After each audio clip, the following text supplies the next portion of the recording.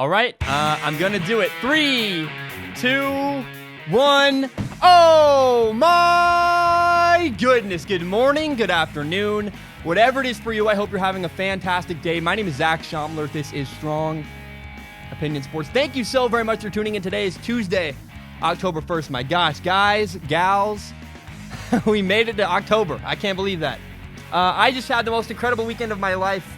One of them at least. You know, it's up there right at the top. I flew down to Salt Lake City, Utah, and broadcast Washington State versus Utah. It was incredible. I posted the entire broadcast on every feed, iTunes, SoundCloud, YouTube. You can listen to it if you want. I'm very proud of the work we did down there. Me and Sean O'Connor, he's an amazing broadcaster, and my partner, he's awesome. While I was down in Salt Lake City, I got to meet some of my subscribers, some of the people who have supported me the most over the years. I got to meet a Patreon supporter. Like, just, my gosh, how incredible that was. And, it's funny, too. Right now, I looked at the metric literally right before I hit record. I say we because it's not just me. I make the show alone, right? But I might be the only person who works on the content, but we're in this together. We really have not been alone on this journey. We are 14 people away from reaching 100,000 subscribers on YouTube, and I couldn't be more. The word is comfortable, actually. I think this is the most comfortable I felt recording in a long time, between doing a live broadcast and reaching a number that feels validating to me. It's so cool. And I just want to be very, very clear. I'm so thankful. I mean, I got to meet some of you guys this weekend, and it was unbelievable. I want to say thank you to every single person who watches or listens to the show. Every view, every comment, angry, hatred, I don't care. Every person who participates in Strong Opinion Sports, watching, listening, commenting, all of it, has made an impact on my life, and I'm so thankful. I love this show. I'm about to cry. I really thought I could do this without crying. I've battled so hard to get here, and I remember starting in a basement. This basement, a different part of the basement, another room, making horrible videos. They weren't called Strong Opinion Sports. They were awful, and I was a loser who dropped out of college. And my family supported me, but a lot of people from my school did not. I was a loser making crappy videos. And there were professors who didn't believe in me, who said I was bad at this and that I could never make money on YouTube, that you can't make money on YouTube. How out of touch were they? This is my full-time job, and it's my passion, it's my love. And all those people who didn't believe in me to this point, you guys proved them wrong by watching my show and listening to my show. And that's unbelievable, man. I'm so thankful to you guys. I can't say it enough. Thank you so much to everybody who supported me in the pursuit of my dreams. And that's it right there. It's not, there's no end goal here. Look, it'd be cool to do Monday Night Football. I'd love to broadcast a game at Georgia, between like Georgia, LSU or something. I'd love to have a gigantic show and a team of people, and you get out of this basement and maybe at least have my own apartment would be a great start. But it's the pursuit that is so fun, right? There's not an end goal. It's the chasing of the dream that is the best part of this entire thing, and continuing to make a show and, having hope for the future that it'll be even better and brighter someday, and enjoying every moment along the way. I just cannot say thank you enough to everybody who's participated in this show. It means the world to me. And every episode I talk about my brother Zane. I'll do it again later. I wish Zane could see this. My brother took his life 3 years ago, and I think he'd be so proud of me. I do. I think he would. I think that if he could see what Strong Opinion Sports has become, what I think I've grown into as a person, and flip, man, I didn't want to do this. I'm going to just keep recording because I think it is a cool moment, that it's awesome. I didn't mean to cry. It's weird to record something and then put it out, a video of you crying, but this has been, the best 2 years of my life. I really love Strong Opinion Sports, and wow, they're really coming. It's just awesome, man. It's just so awesome. I love this show, and I love doing it. And so thank you so much. And I wish, I want to transition now to something better, but I just got to hang on to this moment for a minute because it's hard for me. You know what? What we're going to do is talk about my brother, actually, because I often bury it later in the show. And it's actually the most important part of this podcast, I think, is not the sports. It's this one message that if you're struggling, please go get help. The catalyst to me making a podcast and getting here was my brother's death. Zane wanted to do a podcast with me. And I hope it sounds okay that I'm crying. I don't know. My brother wanted to do a podcast with me for years, and I never listened to him, and I never listened to podcasts until the night he died. The night he died, I listened to my very first podcast ever, and I fell in love with the art form, and I thought it was the best ever. And, the two hard lessons I learned when my brother died were, one, if you're struggling, please go get help. My brother never talked to anybody. My brother never shared his struggles. And one day I found him dead on the floor of his bedroom, And I just encourage everybody, if you're listening and you're having a hard time, don't suffer in silence. Please go get help. Go talk to a professional. Please go get help. And the other painful lesson I learned in that whole experience was I wish I'd done a better job reaching out to my brother and making sure he was okay and that he knew he was loved and that I'd be there. I was there for him when he was having a hard time. And so please make sure the people in your life know you love them and make sure they know they're cared for. My best friends in the world helped me this entire time to get to Strong Opinion Sports. This really cool milestone that is meaningful to me. I didn't realize how meaningful it was till we got here. And the suicide hotline is 1-800-273-8255. 1-800-273-8255. Forget sports for a minute. The most important part of this entire deal is that if you're struggling, you go get help and you talk to them and you make sure the people in your life know how much you love them. Because I don't think I did a good enough job with my brother, making sure he knew he was loved. It's not my fault. He chose his path. I've dealt with it. I've cried and journaled for hours about it. But I do wish he was here today to see what this show has become and what I've become as a person. I think I'm a much better person than I once was. And, I'm just, I don't know. I cried on the show. I did it, guys.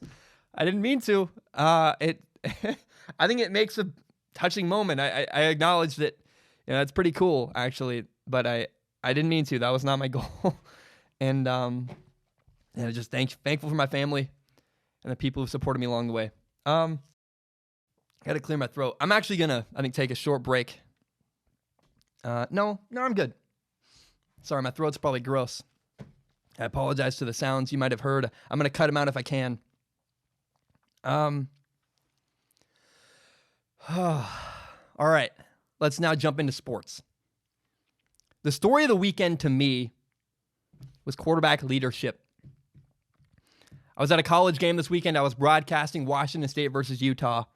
And what I noticed and picked up from that experience was that you can see and you can hear leadership. It's very obvious when you're standing on the sideline of a college football game. Oh, that dude's a leader. That dude's not. You see it. People are clapping and encouraging each other, or they're talking to each other. It's vocal. It's an active thing you have to participate in. Leadership is active. And that's the one thing after this weekend I learned. I am done with shy quarterbacks, quiet quarterbacks, quarterbacks who are not active, participatory leaders. That's a hard word to say. If I don't hear you and I don't see you, you're not a quarterback I want to believe in and buy into. I'm done with that. I played with a running back one time. He was awesome, man. Great guy. Did every little thing right. Had a heart of gold, a work ethic that was really inspiring. And he was always in the right spot. He was. Gave tremendous effort, ran really hard, hit his holes hard, made great cuts. He picked up blitzes, which is incredible for a running back. He did everything right. He did. I called him Mr. Reliable. I love him. I love him to this day. But you have to ask a hard question. Is he a great leader? Is he a leader? Period, right? Is he a leader? And the answer is kind of a leader. He's a good example for sure. You want guys who are showing other people how to act and how to carry themselves. But you don't want a quarterback who is a kind of leader. You look at that guy and you go, is he a leader? Kind of. At least I wouldn't want that guy to be the leader of my football team. A kind of leader is a neutral presence. They do nothing negative. They're not bad at all. You can't pin that on them. but they also don't lift up the people around them. A couple quarterbacks really, really impressed me this weekend. Number one was Gardner Minshew, the Jacksonville Jaguars quarterback. You guys know how much he means to me. It's so exciting to me that he's indeed the lead story of today's podcast. I'm not going to read you his stats. Maybe I will later. They don't matter, though, to the story of what happened. Gardner Minshew struggled early in this game. He played against the Denver Broncos in Denver. 76,000 people. They're all very loud. They wanted him to fail. He was sacked a bunch at one point. The Jaguars and Gardner were down 17-3. And they fought all the way back in the fourth quarter. They had the lead in the fourth quarter until the Broncos took it away. At one point, the Broncos scored with 1:34 left to go in the fourth quarter. 1:34. Then the Broncos took a 1-point lead over Gardner Minshew and the Jacksonville Jaguars. It's a gut check, right? It's a hard thing to do. You go, oh, how am I going to respond to this moment?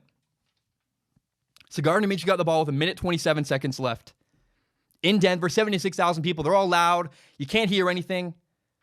And he drives his team all the way down the field, scores, they kick a field goal, he wins the game. You can see and you can hear great leadership. It's on the sidelines. You watch Gardner Minshew. He's clapping. He's encouraging. You hear sound. You can hear the guy. You can see the guy. He's rallying his football team, continuing them, picking up their spirits, causing them to fight harder and continue to fight. He fought back after a rough start. When you start poorly, it's easy to give up, easy to lay over. And by the way, in case you're curious, his stats were he was 19 for 33 passing at a 57% completion percentage, 57.6, make it sound a little better. It's not that great. He had 213 yards passing, 2 touchdowns, no interceptions.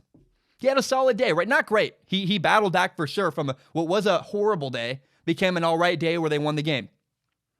He played pretty well in the second half, though. I will acknowledge that. And, the stats are not the story here. Gardner Minshew's leadership against the Denver Broncos, that is the story to me. He's only a rookie, and yet he galvanized his team and led them to victory. What does the word galvanize mean? It means to shock or excite people into taking action. To shock or excite people into taking action. That's what Gardner Minshew does for the Jaguars locker room. That is just, oh, man. How awesome is that? So Gardner Minshew is one guy who really impressed me. There's another person who I believe deserves admiration today. Baker Mayfield. Baker Mayfield. I know. I've been critical of Baker Mayfield. Everybody has. Everybody's criticized the Browns. And this week, Baker Mayfield and the Cleveland Browns found themselves in a rough spot. Themselves. English is hard, okay? People doubted them. They were 1-2 coming off, they didn't look pretty in the past. Heavily under criticism. Some people called Baker Mayfield overrated. And many people were making fun of his coach, myself included. And what Baker Mayfield did was rally his football team and put a smackdown on the Baltimore Ravens. That is awesome. I know this is a bit cliche. I know talking about effort and heart and all this stuff is cliche, but it does matter. The game of football is heavily dependent on emotion. Can you control your emotions? Can you fight back when you have emotional setbacks? Effort is so important in football. You're running the ball, it's all about effort. Effort. Can you dig deep in? Do you have hope? That's the key word. Do you have hope that your effort's going to work, that it's going to work out, that you have a chance? Baker Mayfield's leadership on the sidelines against the Ravens, my guess is this week throughout practice, I wasn't there, but my guess is he's rallying his team. He elevates, and this is not a guess, you watch what happened. He elevates his teammates. He elevates the people around him on the sideline, high-fiving people, encouraging people, lifting them up, battling and fighting his butt off. I almost said a word I'm not supposed to say on the show. Fighting his butt off to make it happen. You can see and you can hear great leadership. During the Giants' comeback last week against the Tampa Bay Buccaneers, they found out a lot about their new quarterback, Daniel Jones. Giants players said they saw a whole new side to him. Like he came alive, had fire, had passion. In the moment, he brought them back to a comeback. That is what I want to see from a quarterback. What the stories I want to hear about a quarterback. There are quarterbacks that you never hear that about. You never hear that about some guys. Tom Brady had a bad game on Sunday, by the way. Yesterday, 2 days ago, Tom Brady was awful. 18 for 39 passing. That's a 46% completion percentage. The benchmark is 60. That's far below average. He had no touchdowns, 150 yards passing. That's it. And 1 interception. But what did Tom Brady do for his team? He fought. He battled. He encouraged. He high-fived them. He's in the moment trying to lift his team up, trying to battle, and they ended up winning that game. Let's go! And kept owning his mistakes, fighting hard. That is what I like to see from a quarterback. So I had the privilege this weekend of going down to Salt Lake City. I broadcast at Utah, Washington State. And I was in a unique position because if you don't know, Washington State is Gardner Minshew's former college. And I got to see that team face to face, in person, without their former leader, Gardner Minshew. So I watched his former team on Saturday, and the very next day, I got to watch Gardner on national TV in the NFL. Man, it was a stark contrast. It was hard to watch at times. Washington State's new quarterback is talented. He can throw the ball all over the field. He's got a really good arm. But his lack of leadership was discouraging. The new quarterback at Washington State is not a great leader. Utah challenged them, and Washington State never hit them back. Instead of arching their back and fighting even harder and punching back, they cowered and gave up. When he struggled, that quarterback, I'm not going to name his name, there's no reason to. When he struggled, he cowered and he shrank and he got quiet. And his body language was terrible. Arms to his side, head down. Sometimes playing catch by himself, but never with his teammates, never around his teammates, always by himself. Not encouraging, not clapping, not lifting the people up around him. That's horrible. Horrible leadership from a quarterback. That's the opposite of what I want and what I believe is right. Gardner Minshew lifted his teammates up, and that's what Washington State missed on Saturday. His old team without him missed their leader. So I am done. I am done ever believing in quarterbacks who are poor leaders, who don't lift their teammates up, who don't encourage. If I can't hear you and I can't see you, that doesn't cut it for me. I'm literally just not going to believe in guys who don't do that anymore. All quarterbacks should lead by example. Everyone's going to say, well, leading by example is important. Yes, it is. Absolutely, leading by example is important. But that's not an impressive thing. Every quarterback should lead by example. That's part of the role of playing quarterback. And when someone calls, here's a great example. I don't mean to throw him under the bus. When someone calls Marcus Mariota someone who leads by example, all that means is he's quiet because they can't find anything else good to say other than, well, he does the right stuff. Every quarterback should do the right stuff, but I want to hear a quarterback speak up, encourage your teammates. This is why I believe in Georgia quarterback Jake Fromm. Georgia quarterback Jake Fromm is awesome. He does not have the most gifted arm. In fact, Jacob Eason, the quarterback he beat out, who's at University of Washington, has a far better arm than Jake Fromm. But Jake Fromm is a galvanizing leader who lifts up the people around him, who rallies, who fights, who's there in big moments. His presence is super important. Does your quarterback have presence? Can you hear him? Can you see him? What kind of leader are they? If they lead by example, to me anymore, that's not good enough. I am done with quiet lead by example quarterbacks. There's a better option. Because in the fourth quarter, when your team needs help, when your team needs someone to pick them up, a quiet lead by example guy isn't going to get the job done. I want to hear you, and I want to see you. Those are the leaders I will invest my energy into and pay attention to and talk about. Because if you don't lead that way, I don't think you're going to make it happen in the fourth quarter when it matters most. Oh, that was a passionate. I think it's because I cried at the beginning of the stupid show. Crying, and then here we are. And I very much believe everything I just said, man. You cannot be one of those quiet guys. You don't have a big impact. You don't. I want to now shift gears to the Minnesota Vikings quarterback. My gosh. My nose is still... I cried, dude. Sorry, my nose is full of junk now. I feel so bad. I feel so bad for Minnesota Vikings fans. In case you missed it on Sunday, the Vikings and Kirk Cousins, their quarterback, lost to a backup quarterback. The Bears, with backup quarterback Chase Daniel, beat the snot out of the Vikings. And look, it wasn't like they won 45-0, but it did not feel like the Vikings were in that game at any moment on Sunday. And what's even more, to add insult to injury, to make it a little bit worse, Kirk and the Vikings lose to a backup.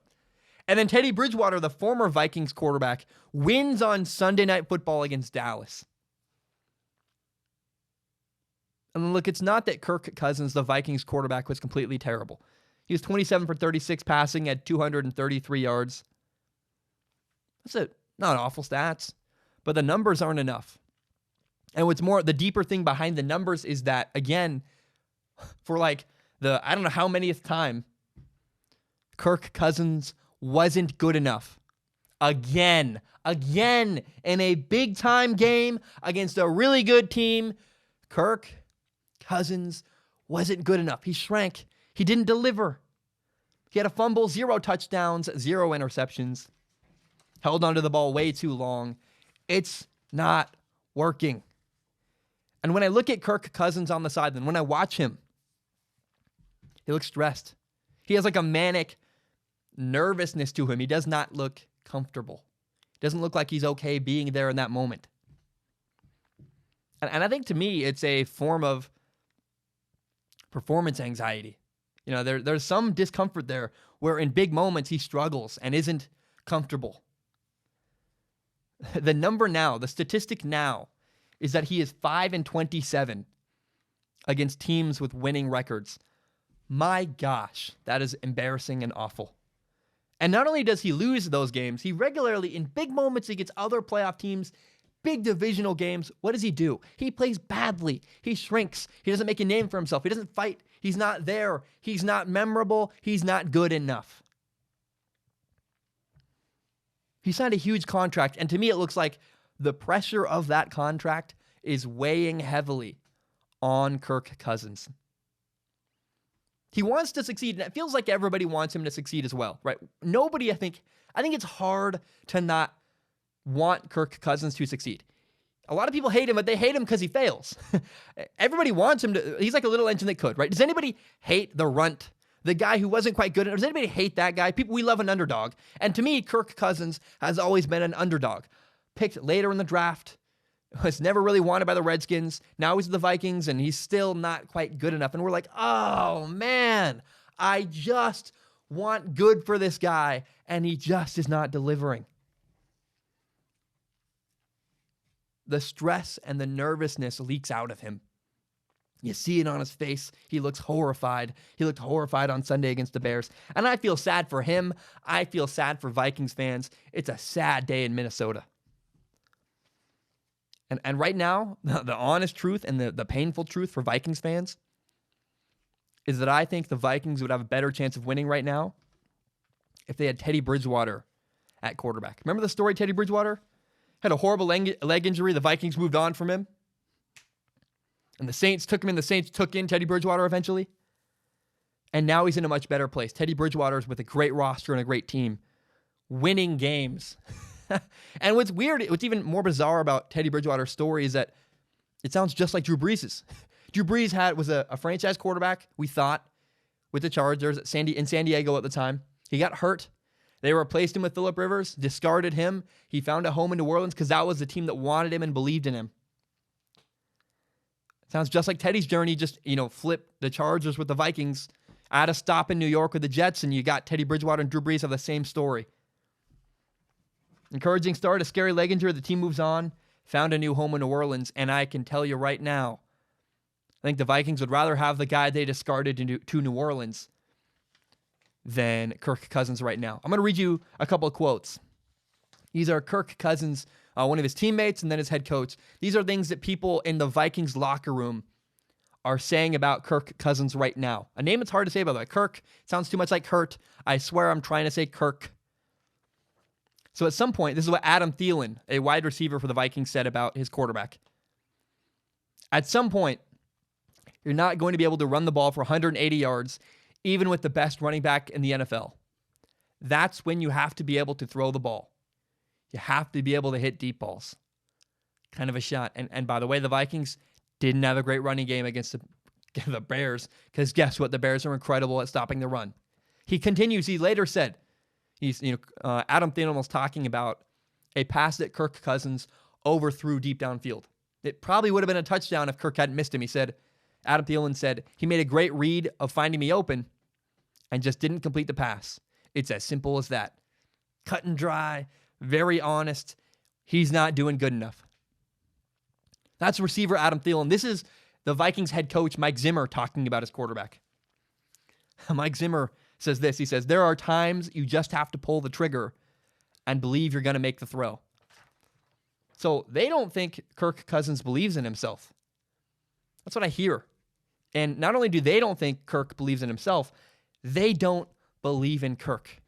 And what they're doing is applying pressure on Kirk Cousins. Every time they talk that openly and that honestly, the pressure gets ratcheted up a little bit more.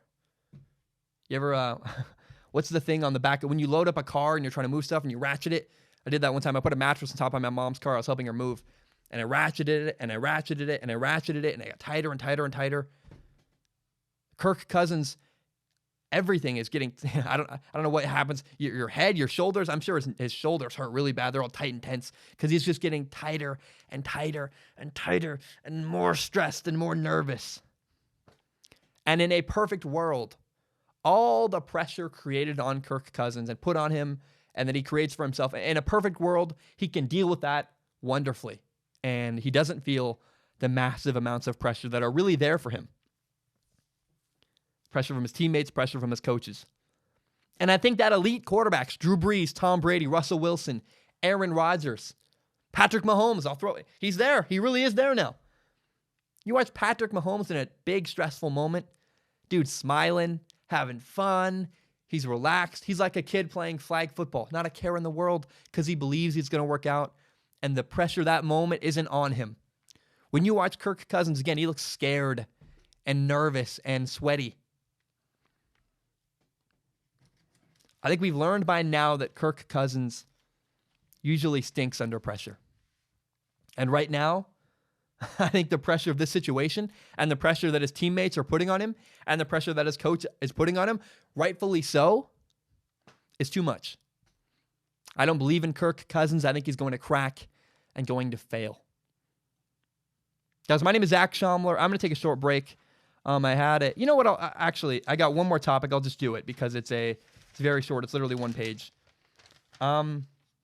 California passed a new law that allows college athletes to make money from sponsorships and endorsements. And my knee-jerk reaction is that I love that. I think that's awesome. I have no opposition to that.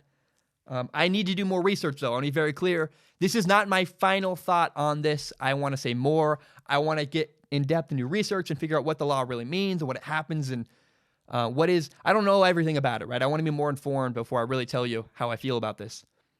But at the very first glance, I'm all in. Because a USC football player that has 100,000 followers on Instagram is now able to receive sponsorship money. Say, hey, I really like this highlighter. You should buy it. Swipe up to get it.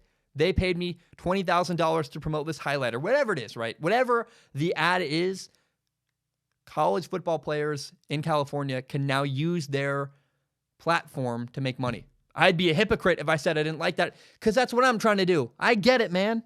I'm all for it. Imagine the money Zion Williamson could have made last year at Duke if he was allowed to make sponsorship money. He would have probably stayed in college. Like, I'm good, man. I'm a millionaire. I have tons of press. I'm killing it. I'm really talented here. He might have stayed at Duke, actually, if he was getting paid there. Because who knows in the NBA if he's going to be a star? Probably, right? Probably. But when he's already dominating in college, guaranteed to keep playing well, getting hundreds of thousands of dollars from shoe companies, why would he ever leave? What we do not need, this is what we do not need is we don't need colleges putting players on salary. I don't need that. But I think the few that actually could make money from their likeness, the ones with hundreds of thousands of followers and notoriety, Because I don't know how you pay people the same at Eastern Michigan at Alabama, because the revenue streams are totally different. You'd have to, there's just, you can't make a system that's equal for everybody. But the one fair system is, and this is why I don't like this whole topic. It's a little bit political, but capitalism is very honest. If people want your product, how do I put this in the best way? It's supply and demand. Maybe not. It's not even the right way I mean this. My point is that a kid at Eastern Michigan who has no following wouldn't get sponsorships because nobody cares. Zion Williamson would, and not every college athlete would get paid from endorsements. It's only the ones who are really popular, who lean into it, who have a personality, who are famous in high school, whatever the reason is. That person should get rewarded for their hard work of building a following by being paid with a sponsorship. I'm all in on that. Now, the one thing that screws this up is recruiting. You go, well, could this mean UCLA and USC are going to get better recruits than other schools? Because a top recruit in the country will now go to USC because he can make money in college, where every other college can't say that outside of the state of California. And yes, it does screw up recruiting. I think that's if I was a kid in Alabama, right, and I have 200,000 Instagram followers and I have a bunch of offers to do sponsorships, and I know that if I go to Auburn or Alabama, can't get money from that. But if I go to USC, I can. I'm going to USC to make hundreds of thousands of dollars. That makes sense. To play football, to make money doing it in college? Absolutely. So does endorsements and do paid endorsements screw up recruiting? Yes, absolutely. And what's either going to have to happen is, well, first of all, by the way, by making that statement, we act like recruiting isn't already unfair. It is. Recruiting is super unfair, right? Yes, it's unfair. And what I think is going to have to happen is a reaction from other states to go, Alabama to go, hey, to keep up in recruiting, we'd better make it so our players can make endorsements too. And the dominoes will fall very quickly because, oh, yeah, we got to react to this. We can't let California be the only place getting all the best players in the country because that's the only place they can make money. I think college athletes have a pretty good, I would love to have my college paid for. I would. I'd love to get to play football. You know, I paid a lot of money in my lifetime to play football in college. And I didn't pay it out of my pocket. I took loans out. I have a lot of, probably $100,000 in loans because I played college football at a D3 level where you're not on scholarship. School's like $60,000 a year. And my family was not rich. I lived in a trailer park growing up. So yeah, I took out giant loans. I would have loved to have had a scholarship. But I think the people that can make money from sponsorships should. That's my only point. There's no need for Eastern Michigan to pay their players. Maybe if you want to give them a bigger stipend so they have more money for food and can buy video games and rent, who knows, right? Or help out their family back home. Like, it's really sad and very screwed up that a player at Ole Miss, you know, his mom's at home, horribly impoverished. Maybe she has cancer. Who knows? Like, whatever circumstance you can think of that's really sad. And he's making $1 billion for the school and he can't send his mom back $100 because he doesn't have it because he's broke playing college football. That's a heartbreaking story that's really sad. And maybe you can raise stipends a little bit so that guy can send his mom money. I'm all for that. But we don't need to be paying college athletes $60,000, whatever the money is, a bunch of money a year. But let the ones who have a giant following make money through sponsorships. I'm all for that. I support that. I think every state will have to quickly react to it and make that a law. Otherwise, recruiting is going to send everybody with a big following to California where they can make money and play college football. Guys, my name is Zach Schaumler. I'm going to take a short break.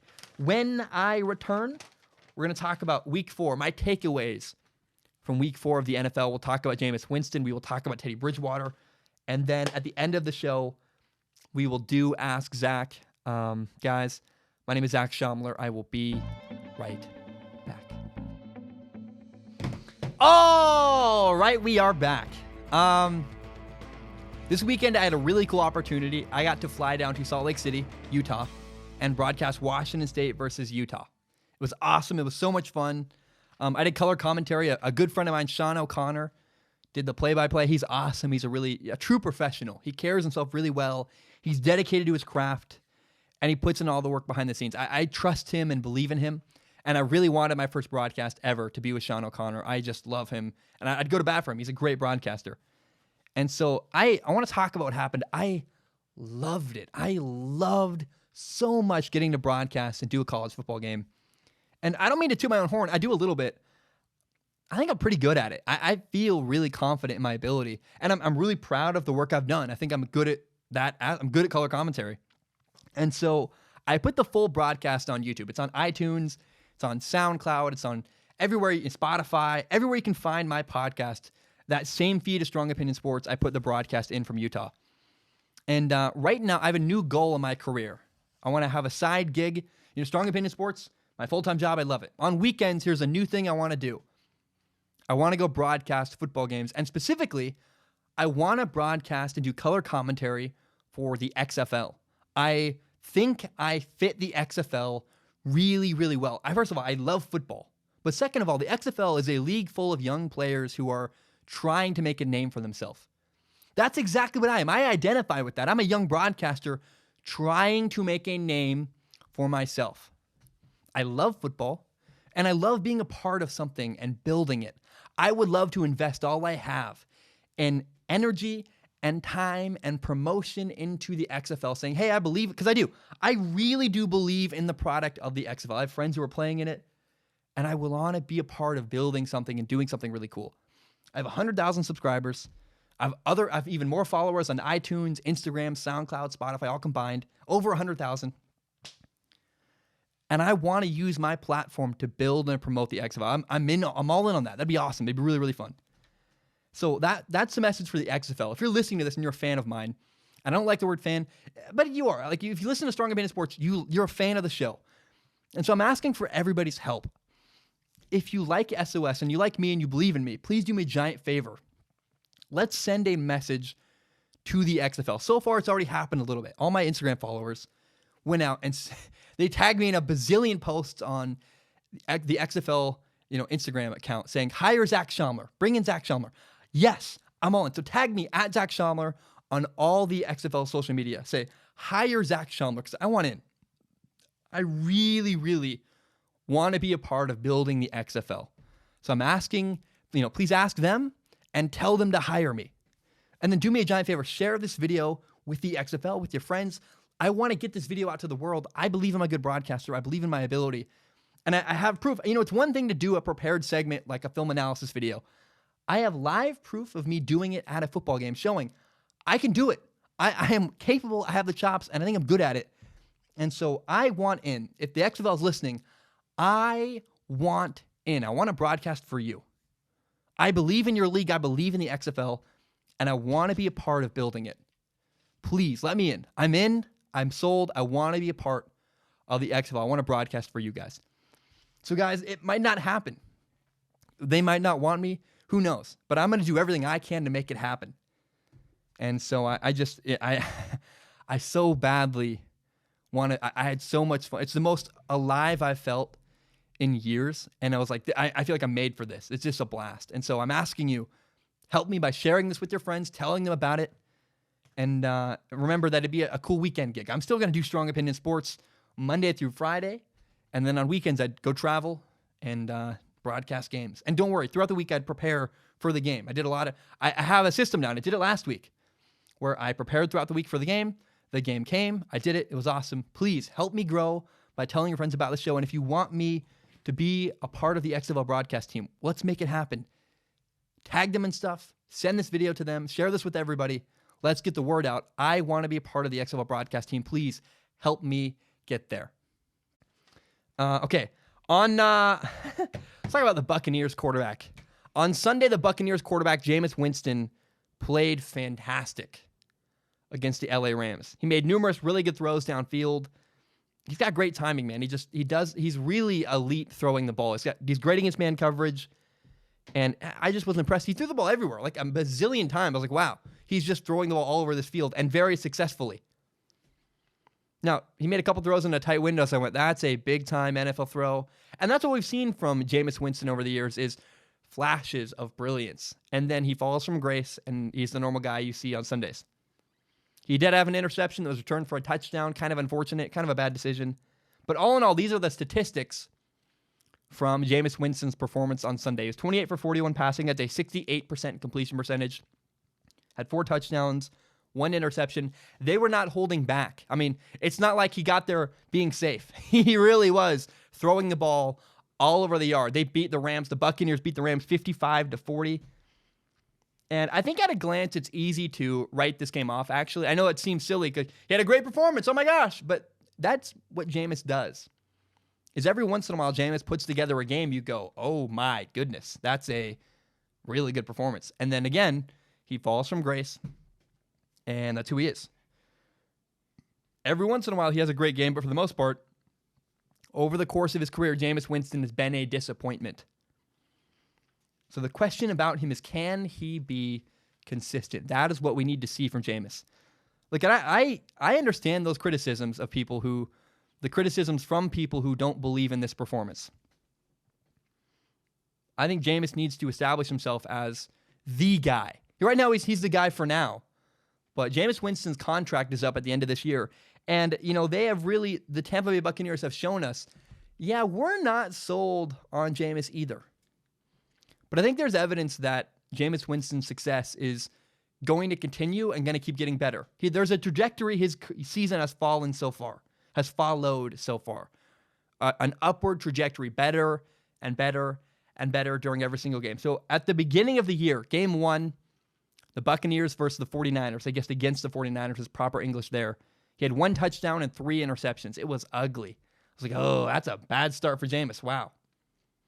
And granted, maybe the 49ers defense is fantastic, but again, even against a great defense, that's not a performance. You can never have that stat line as a quarterback and not as someone who wants to be considered an elite quarterback or a franchise quarterback. Game 2 was also ugly. The Buccaneers played the Panthers, and the Buccaneers had a really safe game plan. It looked like they didn't trust Jameis. Threw for 1 touchdown. It felt like the Buccaneers, again, their play calling is very conservative. They ran the ball a lot. The word is trust. They didn't trust Jameis with the ball. Now, week 3, they lost to the Giants. Jameis Winston lost to the Giants, but he looked a lot better. Had a 62% completion percentage, threw for 380 yards, 3 touchdowns, 1 interception.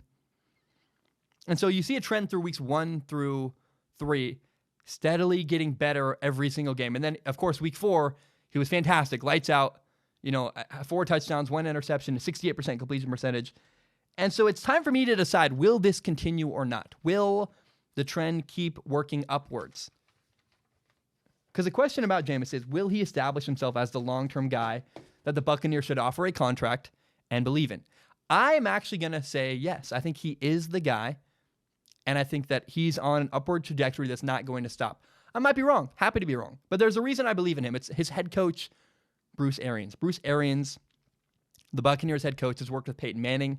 He worked with Andrew Luck as a rookie, worked with Big Ben, worked with Carson Palmer, got Carson Palmer to have the best years of his life as a quarterback. Bruce Arians is great with quarterbacks. And not like some guru. I hate that term, quarterback guru. Yeah, Hugh Jackson was a quarterback, quote-unquote, guru. That means nothing. Bruce Arians is a no BS kind of guy. He doesn't tolerate nonsense. That's great for Jameis. He also knows his offense. And clearly, they're finally having some success. And you can really write off the first game with the 49ers and go, well, hey, there's an argument that can be made. It was his first game with a new coach. He was learning the system. It's forgivable. So will he become the guy, the long-term guy in Tampa Bay? Some would argue, Tampa Bay fans that like him might argue, he is the guy. What are you talking about, Zach? Well, again, I would say your team doesn't believe in him, because if they did, they would have given him a contract extension a long time ago. Right now, the Buccaneers do not have a contract with Jameis Winston for next year. He's going to be a free agent at the end of this year. So we've seen flashes in the past, flashes of brilliance from Jameis Winston. A lot of good moments. The question about Jameis is, will it continue? If it does steadily, consistently continue, if he plays like he has the last 2 weeks, the rest of this year, then absolutely Jameis Winston is the guy and should be offered a long-term contract in Tampa Bay. I'll even give him 2 games. He can slip up for 2 more games. That's still better than a lot of other quarterbacks. But from here on out, it's got to be buttoned up really, really consistently. If he plays consistent the rest of the year, there's 12 games left for the Buccaneers. If the next 12 games, he plays 10 of them, fantastic. He's the guy, and he deserves a long-term contract in Tampa Bay. I'll track that. Guarantee you, Week 17, we'll say, okay, those 12 games, we needed 10 to be good from Jameis. Did he do it or did he not? If he does, I'll stand by what I said. He's the guy. If he doesn't, I will bring down the hammer and be honest about Jameis Winston. He's not consistent enough for them to believe in. I think it's going to work. I think he is going to deliver. Great head coach. I think he can play. The talent's all there. Talent has never been the question about Jameis. Consistency has, and I think he can elevate himself and become more consistent because of his head coach, Bruce Arians. All right, I need water. My throat, my mouth is so dry. Dude, crying at the beginning of this podcast threw me off so badly. So badly. It just like ruined my whole day. I was like, what the heck is going on? I don't feel right. I don't feel comfortable. Like my nose was all runny. I had to go do like a neti pot where I run water through your nose to try to clear it out. And my throat feels like I got, I'm allergic to dairy, like very allergic to dairy. And my throat feels like I got dairied.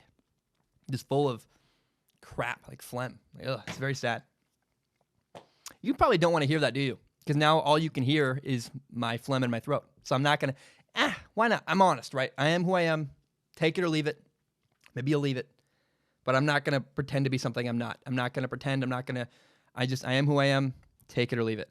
Let's now talk about the Saints quarterback, Teddy Bridgewater.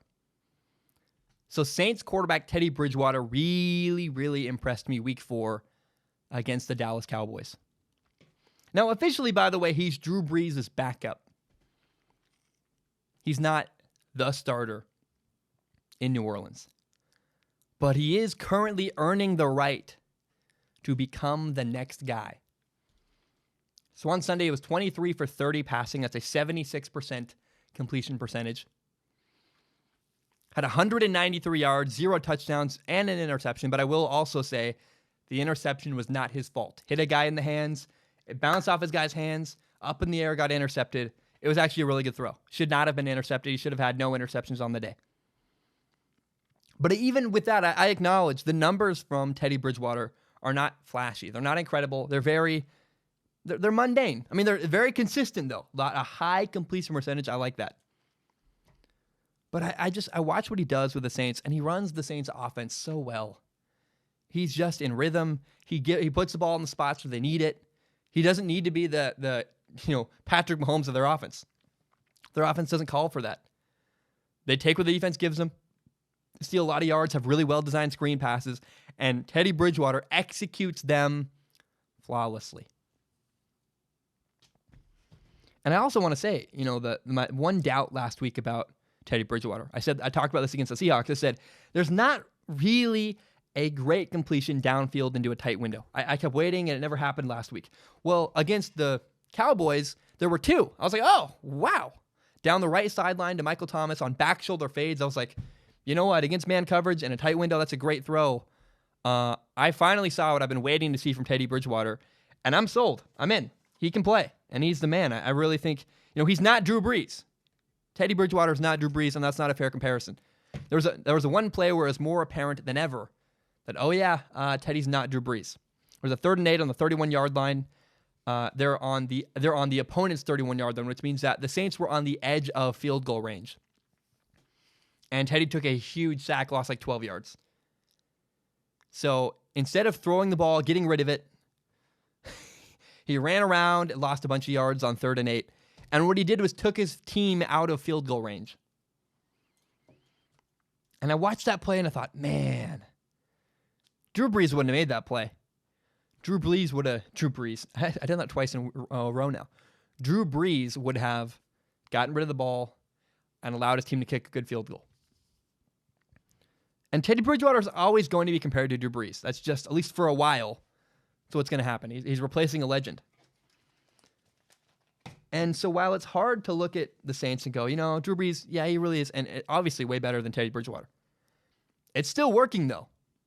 The Saints are fine without Teddy. It's really cool. Or sorry, without Drew Brees. With Teddy, they work.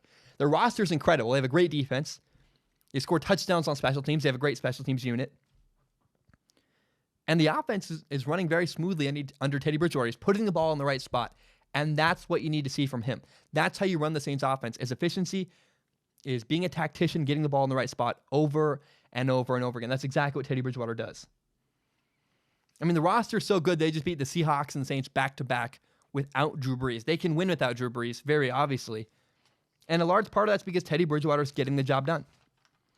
But the story to me, on all this, right, I just said a lot of information to you guys. The story in all of this is that Teddy Bridgewater chose to stay in New Orleans.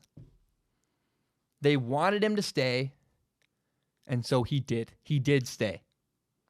And he could have left. He could have left New Orleans. Could have gone to a crappy team to compete for the starting job there. Team like the Redskins. Case Keenum did this. Case Keenum went to a crappy team that really just made him a placeholder until they could play Dwayne Haskins. And what sucks is when you're Case Keenum in that situation, you get paid a lot of money, but you're not going to succeed because the team is bad, and you're not really wanted. The Redskins don't actually want Case Keenum. The Redskins, the truth is, they want Dwayne Haskins to be the guy. Case Keenum is duct tape. He's there momentarily until the problem can be solved with a better solution.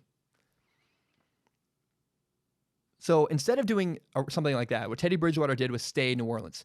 They invested in Teddy. The Saints offered him a contract saying, we'll make you the highest paid backup in the league. We want you to invest in us, though. We want you to stay. Instead of leaving, going somewhere else, stay with us. And he did. And I think if you ask me, Teddy Bridgewater showed tremendous wisdom in that decision. One, he took a chance to learn from Drew Brees, which is awesome. That's just wonderful. Teddy's dedicated to his craft.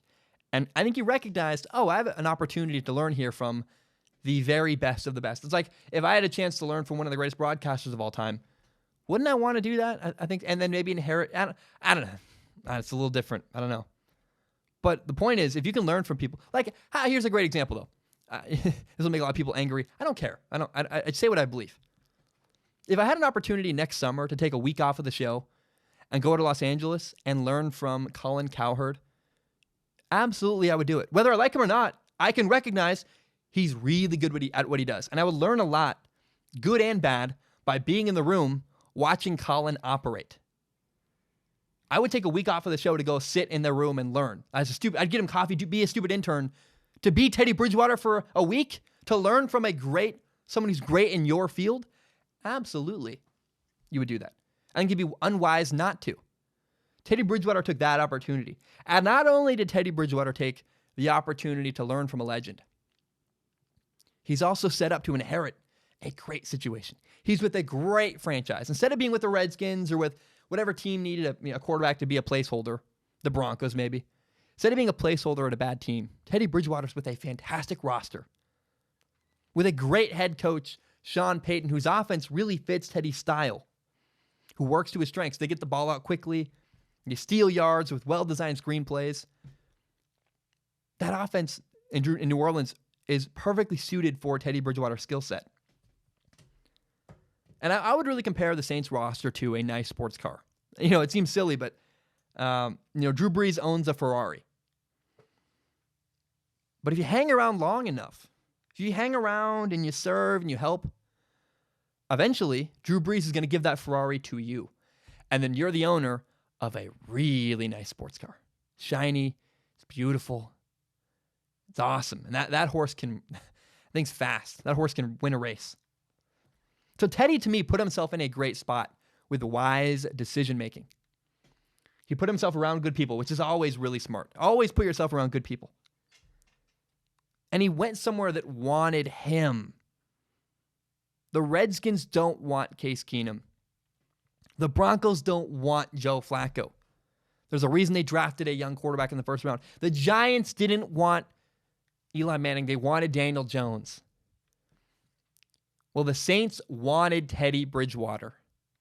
They invested in him. They gave him a contract, highest paid backup in the league. Teddy Bridgewater said, I'm in. Let's do it. And that's so awesome. Eventually, I believe in this now, and I believe in Teddy Bridgewater. The Saints will be his team, and it's going to work. What I see on tape is too hard to deny. Teddy Bridgewater is the truth. He's not Drew Brees at all, but he can run that offense really well and win a lot of games, and he is the successor to Tom Brady. Well, to Tom Brady. He is the successor. Wow, Tom Brady. Teddy Bridgewater is the successor to Drew Brees. All right, before we take a break, I have 9 takeaways I want to share from the NFL Week 4. Number 1 is that the Buffalo Bills quarterback Josh Allen looked like a mess. Josh Allen made bad decisions, threw 3 interceptions. He doesn't have great anticipation. It looks like he's often guessing when he's reading defenses. Like he just guesses and hopes he's right when he throws the ball. I understand that Josh Allen has a huge arm, but to me, he relies too heavily on that and doesn't do the work of mastering his offense like he should. Josh Allen's, I don't think, ever in his career had to master an offense with perfect timing, and because his arm has always been good enough to make up for his lack of polish. We're learning Josh Allen's arm in the NFL, no matter how good his arm is, still isn't good enough to make up for his lack of polish now. He's paying for those bad habits because of his strong arm now. So this weekend, Josh Allen was 13 for 28 passing, had a 46% completion percentage, 153 yards, 0 touchdowns, and 3 interceptions. Ugly. And what's even more interesting is he's getting hurt and hit a bunch. He's getting hit all the time because guess what he hasn't done? He hasn't mastered his offense. He's not getting the ball out on time, taking too many hits, getting killed, running around. But he's got to get rid of the ball. This is why Josh Allen's getting hit so much. He's not understanding where his outlets are. He's not on top of his offense. He's confused when he drops back, it looks like, and it's costing him injuries. I mean, it just, his body's getting hit because of his lack of polish. So I don't like what I saw from Josh Allen against the Patriots, and I was very, very unimpressed with the Buffalo Bills quarterback. Number 2 is, man, the Lions fought really, really hard against the Kansas City Chiefs. They lost to the Chiefs 34-30 on a last-second drive by Patrick Mahomes. I can live with that. You're the Lions right now at home. You go, man, we lost to probably the best quarterback in the NFL, maybe ever. So I had to look at that loss from the Lions and go, yeah, I'm impressed with the way they performed. Here's why I like what the Lions did. And by the way, they had 2 turnovers in the red zone that cost them the game. Without those 2 turnovers, the Lions actually win on Sunday against the Chiefs. But I'm impressed because of the fight that the Lions gave. Years ago with the Detroit Lions, when they're challenged and hit in the mouth and losing, or not even, that's not even the right way to put it. When they gave up the lead to the Chiefs, there was a moment for the Lions where they said, it was a gut check. We fight or we don't. And I think Lions teams in the past, I know it's cliche, wouldn't have fought as hard. I know it's hard to accept, but we got to recognize now that the Lions are no longer an easy win on the schedule for all the teams that play them. The Lions are one of the upper middle teams in the NFL. They are solid. They are quality. And the culture, to me, the culture is changing in Detroit. The Lions are buying into their head coach, Matt Patricia. They are listening to him, and they're fighting hard for him. And that's something we've never seen. I've never seen in my lifetime from the Detroit Lions.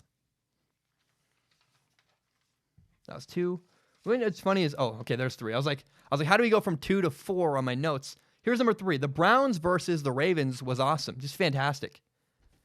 The Browns did blow out the Ravens 40-25, and the truth is honestly that the Browns really should have won 40-18. The Ravens scored with like 30 seconds left in the fourth quarter. But I look at the past of this Ravens-Browns, Lamar Jackson, Baker Mayfield matchup. In Week 17 last year, the Ravens barely beat the Browns 26-24, clinching their playoff spot. On this Sunday, in the most recent matchup, the Browns won. They dominated. And so what I'm excited to see is at the end of the year this year, Week 16, we get this matchup one more time. And because of the quarterbacks involved and the storylines, to me, the Browns and the Ravens is one of my new favorite matchups and favorite rivalries in the entire NFL. 2 young quarterbacks, both drafted last year, who are both the guy on their roster. And Lamar Jackson had a good game, had 3 touchdowns, ran pretty well, made some people look silly, but had 2 costly turnovers that hurt his team. Baker, on the other end, Baker Mayfield was, what was he? I didn't have his stats written down. It doesn't matter. He didn't play that well. He threw for a bunch of yards. Statistically, he didn't have the touchdowns to show for it because Nick Chubb, the running back for the Browns, ran all over everybody, had 3 touchdowns, like 185 yards. And the yardage the Browns put up against the Ravens was very, very impressive. And so to me, my only point is that Week 16, this is a long way of putting this, I'm just excited for the next matchup. I didn't mean to waste your time the whole time getting to this point, but I'm so excited for the rivalry that is the Browns and the Ravens. I think it's a great matchup, and it's awesome. Daniel Jones looked really young, which is very encouraging for the New York Giants. He's 23 for 31 passing, 74% completion percentage, 224 yards passing, 1 touchdown. He did have 2 interceptions. And he showed his youth. Like, the interceptions were not great. But the Giants won 24-3. And while I did not feel that Daniel Jones was perfect, he's not. He's a rookie. He's very young. But I did feel good about him. I felt really good about him. And I looked around. I was like, yeah, he's young. But he can play. I like what Daniel Jones did. Now, Dwayne Haskins, the Redskins quarterback, the team on the other side, he did not look great. The Redskins rookie quarterback was, the words I would use is an R, not great. Had 3 interceptions, and now he had some okay completions. He wasn't atrocious. He took what the defense gave him at times. But for the most part, Dwayne Haskins looked overwhelmed, confused, lost. And I was so afraid that this would happen, and in fact, it did. The Redskins played Dwayne Haskins before he was ready. I knew it would happen. I warned everybody that it would happen, and it did. Now, he wasn't awful. I believe Dwayne Haskins can do better than he did on Sunday. I think not all hope is lost. 2 of the 3 interceptions were his fault. One of them was not. One was tipped up in the air. But here's my concern. The biggest issue moving forward for Dwayne Haskins and the Redskins is that he's learning on the job. And I guess, some people like that, some people hate that. It's fine, whatever. But here's the big issue right now. The Redskins' next game is against the New England Patriots. The New England Patriots and Bill Belichick. And the Redskins should absolutely not play Dwayne Haskins. Don't do it. I'm begging you, don't do it. Please don't do it. You want to ruin a young quarterback's confidence forever? Here's what you do. You start a quarterback who's a rookie for his first NFL start against Bill Belichick's defense. That's a horrible idea. Horrible. Not only are they known for being diabolical and scheming to confuse young quarterbacks, but they're also really good. Like this year, anytime playing against a Patriots defense, a rookie quarterback should be scared, and I wouldn't want to play him. But especially not this year when the Patriots have a fantastic defense that shuts down everybody they've played. They finally gave up a touchdown this week. Oh, whoa. Jeez, man. The Patriots are incredible.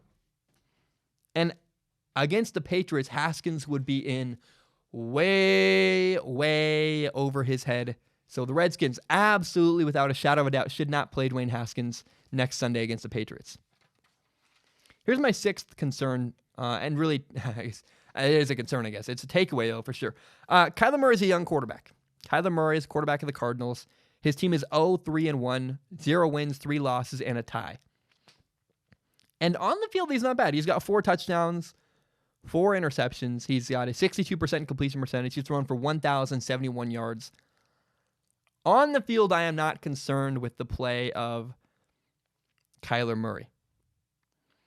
But he's a rookie quarterback on a bad team. Like, we shouldn't be too hard on him. If you don't like his stats, grow up. You're silly. Have patience. Allow the kid to develop. But my concern about Kyler Murray has nothing to do with the way he plays necessarily. It's the way he conducts himself in the locker room. I don't know. I'm not in. I've just heard rumblings, and they're concerning.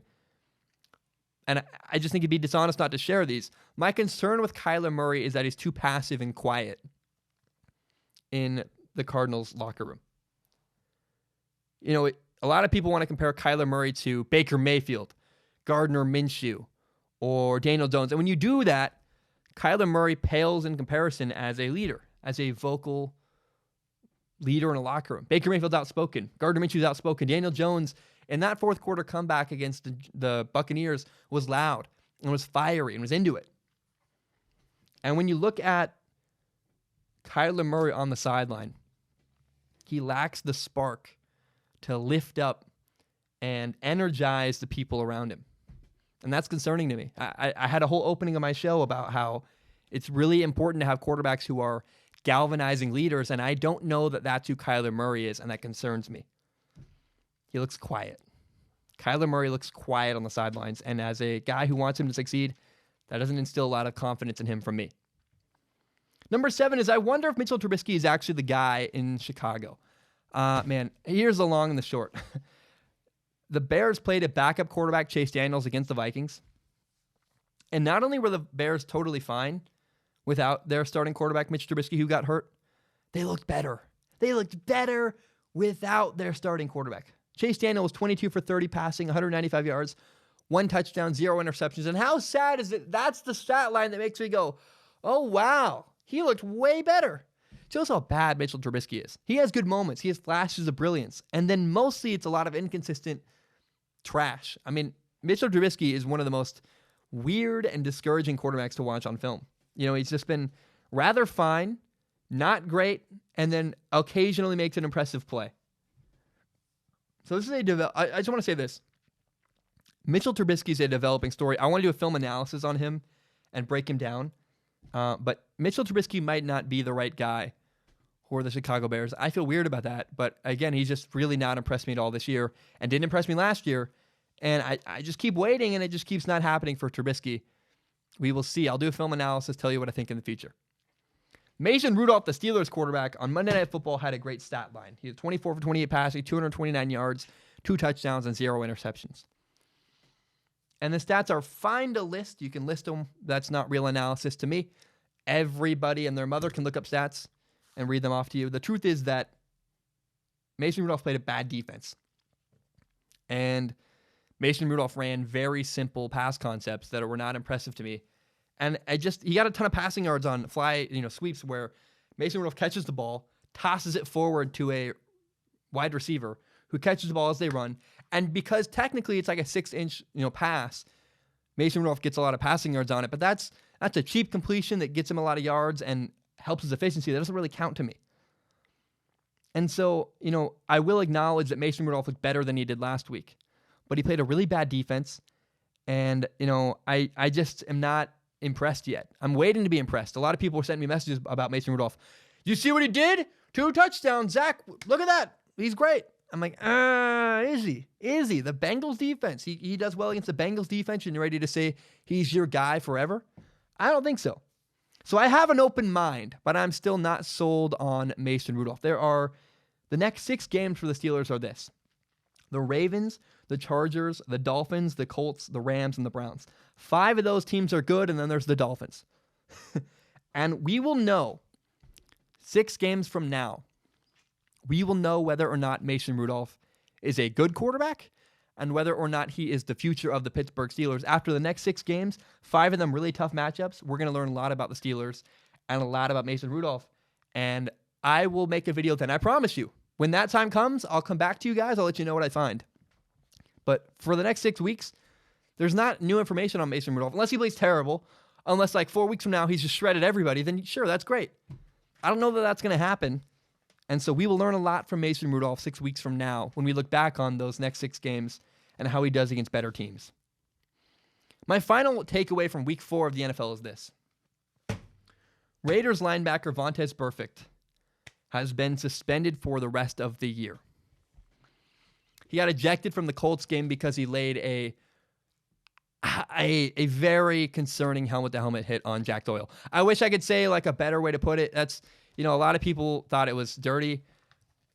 Yeah, I understand their argument. And what's even worse is that Vontaze Burfict was smiling and showboating as he left the field, showing no remorse for the hit he laid on Jack Doyle, not caring that what he did is illegal and not really acceptable in the NFL anymore. And so this is not the first time. This is not the third time. Not even the 5th time. There's a long history of repeated conduct violations by Vontaze Burfict. And, again, some people call him dirty. I think the truth is this, is that if he played in the 1970s, he probably would have been a hero. And he probably would have been a star, and Vontaze Burfict would be remembered forever as a Hall of Famer. Quite possibly. Because he has the ability and his gut and his heart. He's very talented physically, and he loves to just annihilate people. And the problem is, the game has changed. Vontaze Burfict has not adapted to the changes the game of football have made. He continues to lead with his helmet. He continues to hit and target defenseless guys. And I think the NFL is quite happy he's suspended for the year. I think they hope he retires. I think it's just Vontaze Burfict, again, is a player who would have been great in the 70s. The 70s are over. It's time to be safer, time to not hit with your helmet, time to not target, defenseless receivers. And Vontaze Burfict has been unable and unwilling and has not desired at all to change his behavior and play with a different style. That's why he was suspended, and I think, I think I agree with the suspension. I think you can't have the risk of him doing worse damage. Just a guy who's not willing to play a safe brand of football. Goodbye. We have a lot of other people who would love to play linebacker in the NFL. Goodbye. There's like a Post Malone song. Goodbye. Wow. Please never. I'm going to leave that in the podcast. I'm asking you. Please never, ever tell anybody I sang on the podcast. That's awful. I feel weird about it. Guys, that is all I have those are my 9 takeaways from the NFL Week 4. I'm going to take a short break. When I return, we'll do Ask Zach. Ask Zach has how many questions? 1, 2, 3, 4, 5, 6, 7, 8, 9, 10 questions. And they're good questions. I'm very proud of the questions we have for Ask Zach this week. My name is Zach Schaumler. I will be right back. All right, we are back. I have acknowledged now, I'm willing to acknowledge, I am exhausted. Apparently crying. Who would have thought crying makes you tired? I just still can't believe that happened. I can't believe that's how the show started. I did check 30 seconds ago on Strong Opinion Sports. We're still not at 100,000. How funny would that be if I cried about getting there and then this video goes up and there's still not 100,000 subscribers? That'd be ridiculous and funny. Now, we're like 2 away, so I don't think it's going to happen. But crazier things have happened. I want to now jump into Ask Zach. So I have to announce the topic because that's how the video works. So it's going to be a weird jarring, I literally read this sheet of paper to try to explain because Ask Zach is a complicated thing that I don't know how to properly explain without a really detailed set of notes to lay it out. So it's now time for Ask Zach. And this is the segment that I end every single podcast with. People who support me on Patreon, patreon.com/Zach Schaumler. It's $1 a month. If you want to give me $1 a month, you can. Great. I really appreciate it. You want to give me more than that? That would be even better. It pays my bills literally. I survived doing this. But $1 a month gives you access to submit questions to me. And I, with my eyeballs, look at every single question that is submitted on patreon.com. I only accept questions on Patreon through the Patreon DMs or through you can comment on the posts. I leave posts saying, Ask Zach this week, comment below. Now, I will not guarantee, if you pay me money and submit a question, I will not guarantee to read it on the show. There's so many. I try to read a couple, the top ones every week. But I do look at all of them with my eyeballs, and I pick the top couple to read on the show. There are 10 this week. I believe there's 10. I hope it's 10. It might be 9. I'm bad at math. I counted them up. Probably 10. But we have great questions for today. I want to start with Dan. Dan and Ben both wrote in about the same topic. And so Dan's question is long and rambly. No offense to you, Dan. Love you. But I'm going to read it all, and then I'm going to read Ben's. So Dan says, Hey, Zach, I love the show. I'm a huge fan of how you raise awareness and share your history dealing with your brother's death. Thank you so much, Dan. As you know, that's the most important thing to me and the most important thing in this podcast. He says, now to football. I think a big controversy coming out of Week 4 is about the Patriots' defensive back Jonathan Jones hit on Josh Allen. Dude, you did more research about this than I did. Well done. He says, I didn't know who hit him. I just saw number 31. Dan continues, he said, full disclosure, I'm a Patriots fan. And perhaps consequently, I have a hometown view of the play. I think Josh Allen, who is known to run, was trying to pick up a first down conversion in a 3-point game, and instead of giving himself up, chose to try and fight through a tackle and fall for a first down. Jones, number 31, the guy who hit him, saw an opportunity to pop a quarterback and took it. I think he tried to lead with the shoulder, but unfortunately, it was a quick bang-bang play, and Jones hit Josh Allen with his helmet. The ref threw the flag. Good call. I agree. It was a good call. It was helmet to helmet. Now, he continues with more. So there's 2 more parts of the question. I'm going to read one more part. He says, well, I take exception with the whining, that Sean McDermott, the head coach of the Bills, did in the post-game interview, as well as Micah Hyde saying that if the Bills hit Brady like that, then they would have been kicked out. Personally, I don't buy that. I think that when a quarterback makes himself a runner and does not give himself up, then the refs don't afford quarterbacks the same latitude as when they slide or are in the pocket looking to pass. He said, I did read the whole question, by the way, Dan. Dan says at the end, she made it this far. Thanks for taking the time to read this novel, Dan. Dan, thanks for the question. Now, Ben wrote in a very similar question. He said, what do you think of the hit on Josh Allen by Jonathan Jones? Well, you both know his name. During the Bills versus Patriots game, do you think Jones should have been ejected? And what do you think would have happened if Tom Brady was hit the same way? I'm also curious of your opinion on the game. First, opinion of the game. The Bills are better than... I thought the Bills were good. I gave them credit. Even better than I thought. Good job, Bills. Really impressed with them. So, on this hit, so in case you don't know, I don't know how you don't know, but it's possible you don't, the Bills starting quarterback Josh Allen was hit helmet to helmet and in the beginning of the fourth quarter on Sunday. He got a concussion. He was out for the rest of the game. And it was Bills fans were furious because they lost their starting quarterback at the end of a close football game against the Patriots. I get their frustration and Bills fans' anger. It all makes sense to me. Now, I don't want to be rude. It's going to come across as rude to Bills fans. I mean, no offense, guys. But it looks to me like Bills fans are just looking for a reason for this to be unfair. I get it. The Patriots have a history of cheating and there's all this stuff and it's unfair. By the way, I think the NFL actually hates the Patriots because they don't want them. They succeed in spite of the NFL not liking them. I think what happened was unfortunate conduct. I'm not a Bills fan. I'm not a Patriots fan. And I know there's a really intense rivalry between the two teams. And so from an outsider's perspective, from an outside looking in point of view, I just think it was unfortunate. Like Josh Allen's trying to get more yards. He's falling forward. Number 31, tried to lay a hit on the quarterback. It did look like he was trying to use his shoulder. His helmet hit him. And by the way, the hit was flagged because it's an illegal hit. You cannot hit a quarterback helmet to helmet when they're running. You can't hit anybody helmet to helmet when they're running. The hit got flagged. Now, unfortunately for the Bills, the hit was not, the flag was not kept because there was also a holding penalty on the play. The two penalties, one on the Bills, one on the Patriots, they offset. Nothing really happened from the hit. And I understand that Bills fans are frustrated because they lost their quarterback, but I don't think anything unfair happened here. It was flagged. It was dealt with. And let's be very honest about what happened. Josh Allen was running. What Micah Hyde said, saying that, well, if we'd hit Tom Brady that way, the guy would have got ejected. Well, first of all, Tom Brady would never, ever let himself get hit like that. Tom Brady doesn't lower his shoulder. Tom Brady doesn't run. Tom Brady doesn't put himself in a situation where he gets hit as much as Josh Allen. Josh Allen has not mastered the Bills' offense. He takes a lot of hits because his style of play, he runs around. And because he hasn't mastered the offense, he doesn't know where all his outlets are. He doesn't get the ball out very quickly. He's very slow to process. His anticipation is terrible. Because of the way Josh Allen plays, his style and his mental ability reading a defense, it causes him to get hit a lot more frequently than other quarterbacks. The hit is on Josh Allen. He ran, he lowered his shoulder, he got leveled. And a dirty hit, like I don't think it was intentionally dirty, but you can't lower your helmet. That's a flag. It was flagged. I don't know what else Bills fans want. Everything was fair in that situation. It's just unfortunate. And it's very okay to be sad and frustrated that your quarterback got knocked out. And guess what?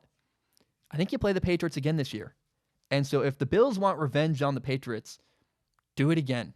This time, have your quarterback slide, and maybe they'll win. Because I think it was 3rd and long. If Josh Allen slides right there, it's like 4th and 1. He slides, it's 4th and 1, go for it on 4th and 1. There are many ways Josh Allen's injury could have been avoided, and could have been avoided by Josh Allen not lowering his helmet and not running and not playing the style of play he plays. Now, the next question is from Supa McNasty. And I am sure that's his real name. Supa McNasty, maybe her real name. Maybe it's a her. Oh, you never know. I think I have female viewers. I met one this weekend. They say, hey, Zach, recently found your channel and thought you had some interesting perspectives. Anyway, decided to support you through Patreon. Thank you so much, man. That means a lot to me. It pays my bills. I'm so grateful you supported me on Patreon. And this, as my first question, he says, do you think Mahomes is worth the hype or still has something to prove through a championship or more big games? He says, again, love your content and good luck in the future. So Supa McNasty, I love that name. It's so awesome. Man, I don't think Mahomes has anything to prove. He's won an NFL MVP. He plays great in big moments. And he's the most talented quarterback I've ever seen I've never seen anybody like Patrick Mahomes. Big moments also don't frighten Patrick Mahomes. I talked about Kirk Cousins earlier in the podcast, how he shrinks in big moments. Patrick Mahomes does nothing of the sort. He's totally calm and totally very just comfortable in the moment. Nothing phases him. And I think that he's mastered his role. Patrick Mahomes is really, really good at what he does. And probably the best ever at his job. Like very likely, literally. Maybe not the best at mastering defenses, the most physically talented of all time. And here's the thing that is starting to kind of make me crazy. There's comeback wins for Patrick Mahomes. There is crazy good throws, but there's also really good decision-making repeatedly from Patrick Mahomes. Everybody wants to compare Patrick Mahomes to a Brett Favre. That does Patrick Mahomes a disservice. Brett Favre was lazy. Brett Favre didn't do the work. He was a gunslinger who relied on his arm and did not do the preparation necessary to become an elite. Look, he's an elite quarterback. But Brett Favre would not succeed now as well as he did in the 90s. I watched a video on YouTube the other day. It was the 90s quarterback competition. Troy Aikman, Vinny Testaverde, Vinny looked like a mob boss, Brett Favre, all these guys. They had horrible mechanics. They had bad footwork. Quarterback ability as a whole, quarterback play in general, has been elevated so much over the last 20 years as guys have grown up all through high school training and practicing and understanding out. Like the understanding of how the quarterback position has never been better, and quarterback play has never been better. Like even with the new rules, it's still technically far more sound than it's ever been before. Brett Favre would not last in today's NFL. He wouldn't make it. He doesn't do the preparation he needed to. He got out right at the perfect time when he just was starting to peter out. He got away with a lot because there's a famous story where Brett Favre didn't understand a defense. Sorry to go on a long tangent. My point is this. Don't just talk about Patrick Mahomes' arm strength. You need to understand the preparation and decision-making he has is incredible. He does the work. I'm never going to do a film analysis of Patrick Mahomes because it's boring.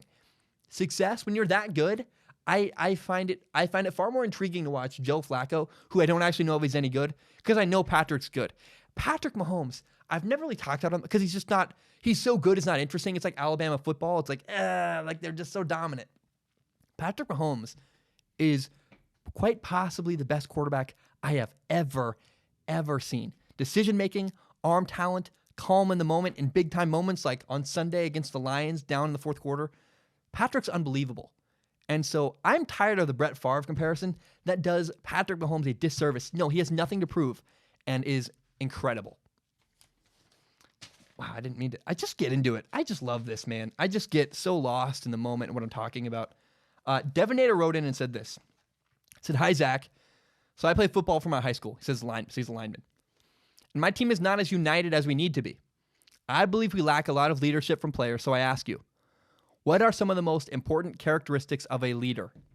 How does a player unite so many different personalities? Thank you. P.S. Love your show." Devonator. The number one thing when I think of leadership is that you have to be yourself. You must be yourself. You can do all the right stuff. You can say all the right things. Your actions can all be what leaders, quote, should do. But if it's not authentic and it's not real and it's not really who you are, people can pick up on that and it leaks out of you. And they might not know why you trying to be leader makes them uncomfortable, but it does. And I think a good leader has to earn the right to speak up. Good leaders need to speak up when it's necessary, but you can't just speak up. You have to earn the right to do that with your actions, and that has to happen on an individual level. When I played college football, we had a gigantic team, 112 guys. 3 days into fall training camp with, by the way, I think we had 58 new freshmen. By day 3, I knew everybody's name and I knew where they were from. I'd had a conversation with every single person on the team. I really was proud of the leadership and the work I did at my college. That is so important. You have to connect with people on an individual level. That way, when you talk, They know who you are. They know where you're coming from. You have earned the right in their eyes, likely, to speak to them and to speak up in a big moment. When everyone's tired, they just did conditioning, now it's time to practice and you're like frustrated, whatever it is. If you're going to speak up at a big moment, you have to earn the right to do that. And then another thing good leaders do is I call this tending to the flock, like a shepherd, the way a shepherd cares for all their sheep, checking with every single one, clipping, whatever. I've actually never been a shepherd. My image of a shepherd is a guy who feeds all the sheep, clips their toenails, makes sure they're clean, he just cares for all of them. You got to care for the people around you. And not just the players. If you're a player on the team, talk to your coaches. How's your coach doing? How's this? Check in with people. How is blank? Whatever they're struggling with, whether it's a test or a girlfriend or, whatever battle in your life, in their life they're struggling with or fighting on right now, check in with them. Hey, man, how's this thing? How's that thing? Check in with people. But again, you have to actually care. You have to actually care. You can't pretend to care about people. It doesn't work. But if you actually care about people, I think you can do tremendous, tremendous things as a leader, especially on a football team.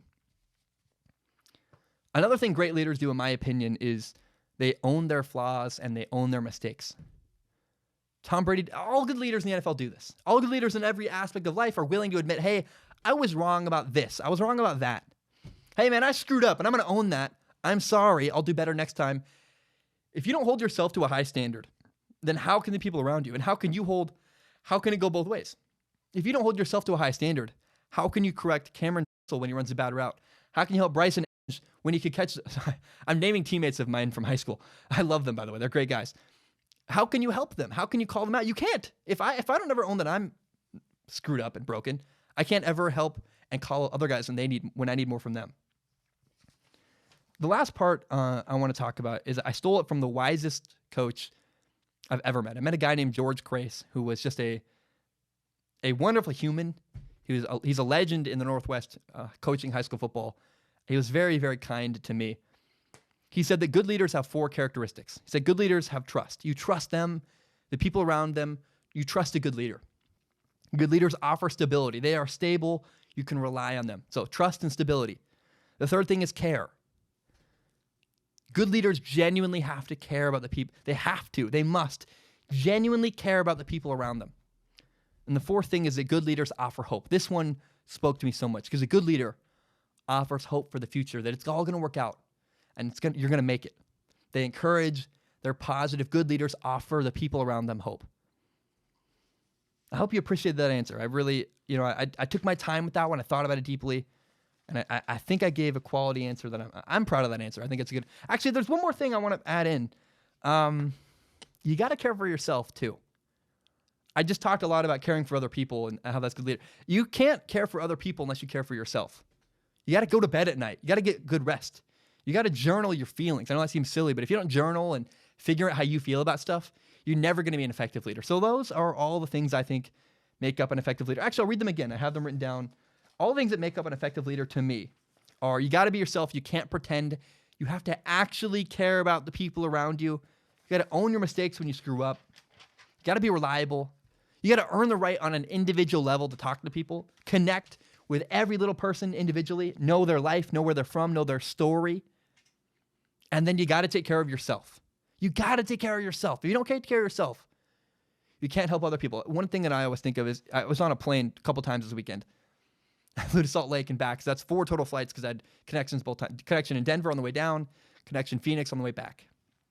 And when they tell you about plane safety, they talk about how when the mask comes down, like the plane's going down, you're going to crash, the mask falls down. And they say, put it on the person next to you. Or sorry. They say this. They say, make sure when the mask comes down, if you have a kid next to you, put the mask on yourself first because you can't help the person next to you unless you can breathe. So you got to take care of yourself. Then you can put the mask on you can help someone else get their mask on, right? I hope that makes sense. But the point is you can't be an effective leader unless you're in a good spot and have done the work to take care of yourself first. The next question is from Michael. It's a good one. It's about Marcus Mariota. Michael says, well, Zach, if you've seen my other posts, you know I'm a Marcus Mariota fan. That I thought your criticism was a bit harsh last time you talked about him.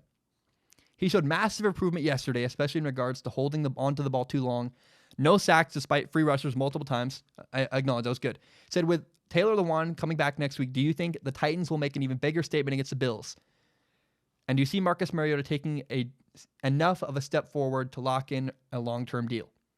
It says, even though you've been hating on my Titans, love the show. Keep up the good work, Michael. Thank you, Michael. I really appreciate you. Marcus Mariota.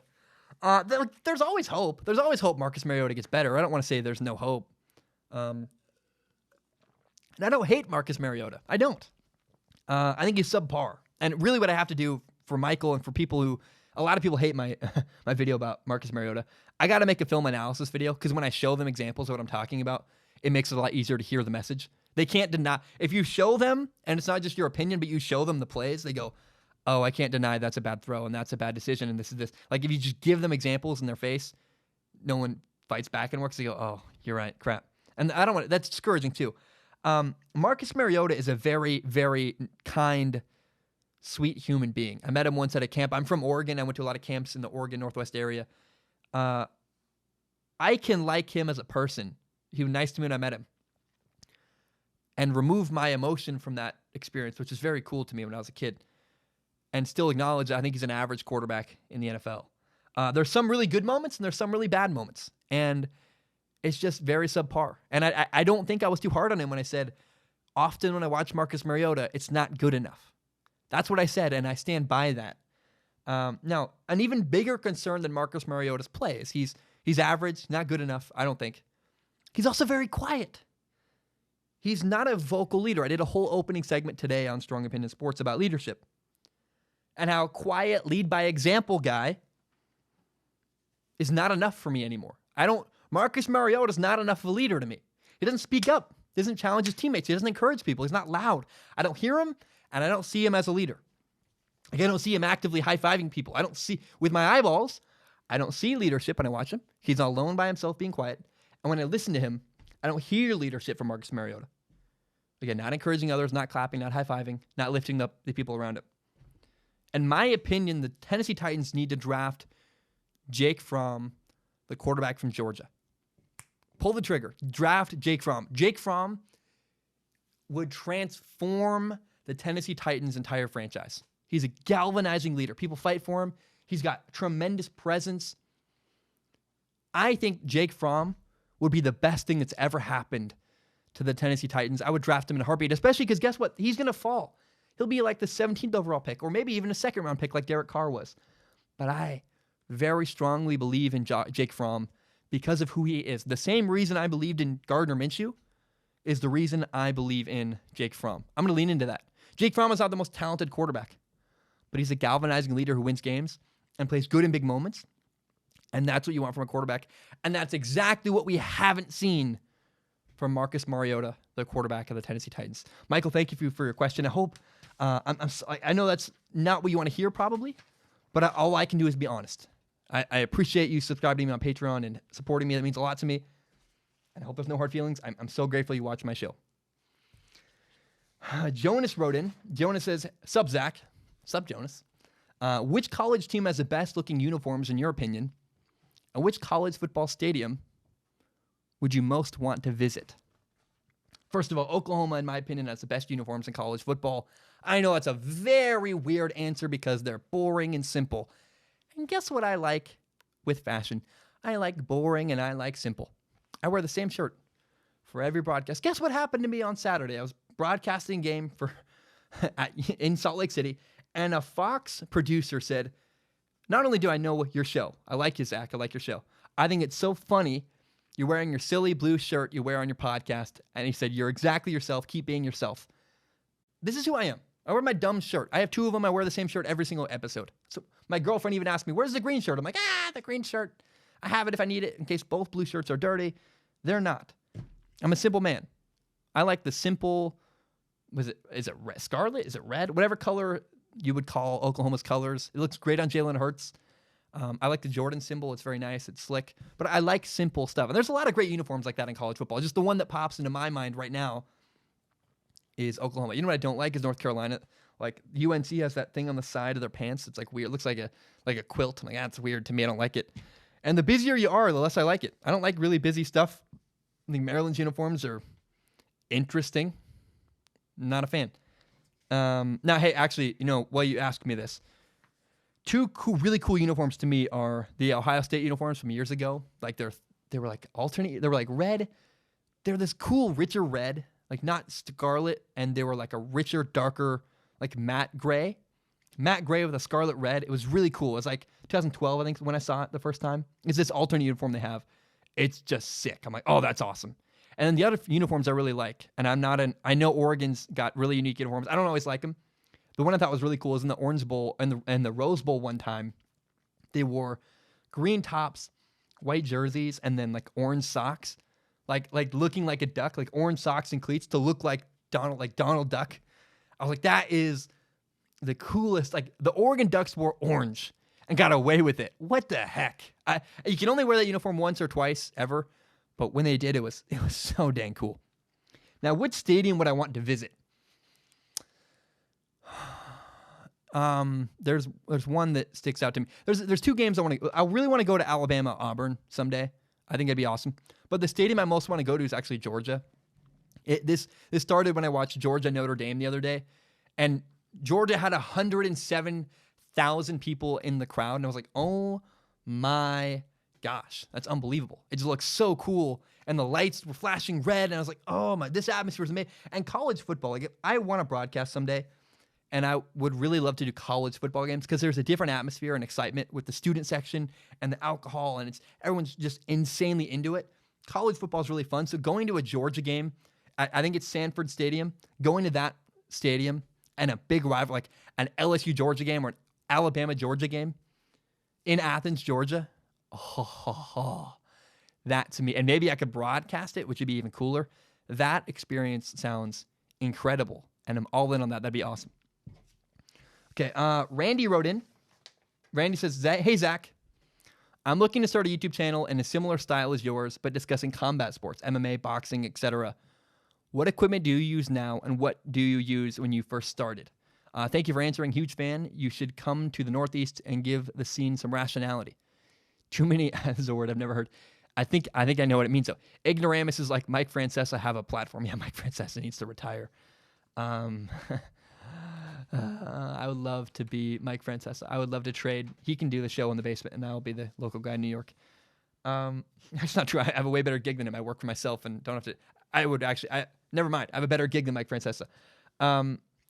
Yeah, man, Randy, I think, first of all, you got to be yourself.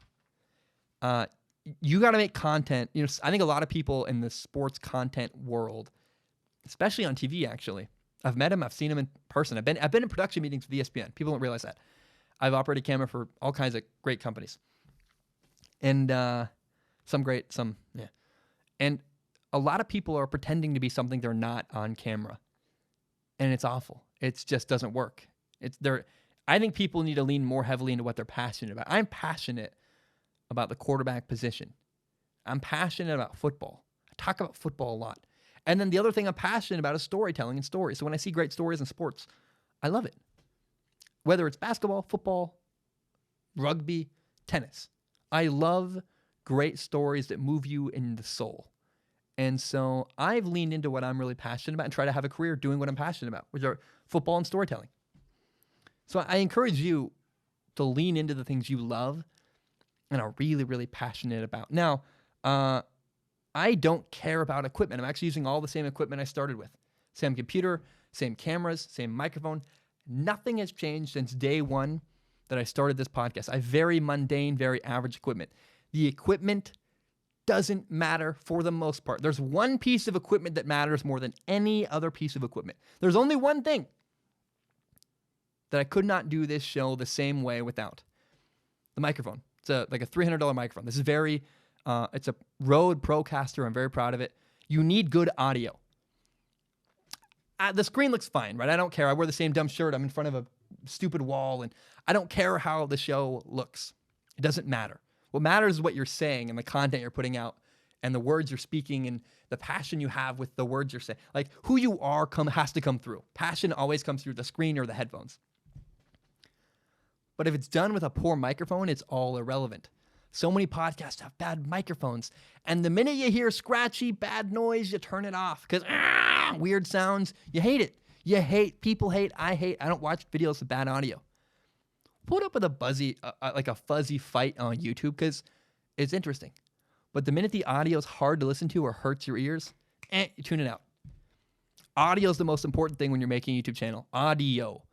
Video is very overrated. I'm a guy talking on a screen.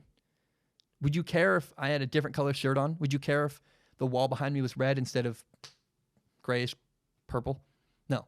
It's about what I'm saying. That's the important part. What I'm saying and the way I'm saying it is the most important thing when you make content, in my opinion. So, and then the last thing I want to say, Randy, if you want to start a YouTube channel, do it. Like, actually do it. You know how many times I've had people say, Zach, I'm going to start blank podcast, YouTube channel, blog, whatever it is. And they don't do it. They say they're going to do it and they never start. Or they start and it's hard and they don't actually. Like, if you actually want to do it, you'll continue.